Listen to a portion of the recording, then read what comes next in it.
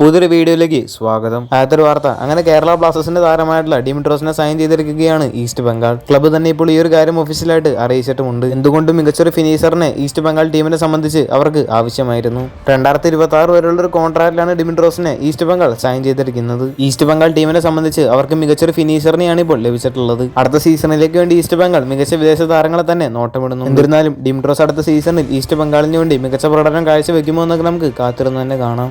അടുത്തൊരു വാർത്ത, മോഹൻ ബഗാൻ സൂപ്പർ ജയൻസുമായി ബന്ധപ്പെട്ട ഒരു അപ്ഡേറ്റ് ആണ്. കേരള ബ്ലാസ്റ്റേഴ്സ് അടക്കമുള്ള ക്ലബ്ബുകൾക്ക് സ്വന്തമാക്കാൻ താല്പര്യമുണ്ടായിരുന്ന ഒരു താരമായിരുന്നു ജമൈ മാക്ലാരൻ. കേരള ബ്ലാസ്റ്റേഴ്സിനോടൊപ്പം തന്നെ മുംബൈ സിറ്റി എഫ്സിക്കും ജമൈ മാക്ലാരനെ സ്വന്തമാക്കാനായിട്ട് താല്പര്യമുണ്ടായിരുന്നു. എന്നാൽ ഇപ്പോൾ പുറത്തു വന്നുള്ള വാർത്ത അനുസരിച്ച് ജമൈ മാക്ലാരൻ എന്നീ ഒരു താരത്തിനെ സൈൻ ചെയ്യാൻ ഒരുങ്ങുകയാണ് മോഹൻ ബഗാൻ. താരത്തിനെ സൈൻ ചെയ്തു എന്നുള്ള വാർത്തകളൊക്കെയാണ് ഇപ്പോൾ പുറത്തു വന്നുകൊണ്ടിരിക്കുന്നത്. ട്രാൻസ്ഫർ മാർക്കറ്റ് അടക്കമുള്ള പേജുകളൊക്കെ റിപ്പോർട്ട് ചെയ്തിട്ടുണ്ടായിരുന്ന ഒരു വാർത്തയായിരുന്നു ജമൈ മാക്ലാരനെ സ്വന്തമാക്കാനായിട്ട് കേരള ബ്ലാസ്റ്റേഴ്സ്, മോഹൻ ബഗാൻ, അതുപോലെ തന്നെ മുംബൈ സിറ്റി എഫ് സി എന്നീ ടീമുകൾക്ക് താല്പര്യമുണ്ട് എന്നുള്ളത്. എന്നാൽ ട്രാൻസ്ഫർ മാർക്കറ്റിൽ താരം പോകാനായിട്ട് ഏറ്റവും കൂടുതൽ ചാൻസുകൾ കാണിച്ചിട്ടുണ്ടായിരുന്നത് മോഹൻ ബഗാനിലേക്കായിരുന്നു.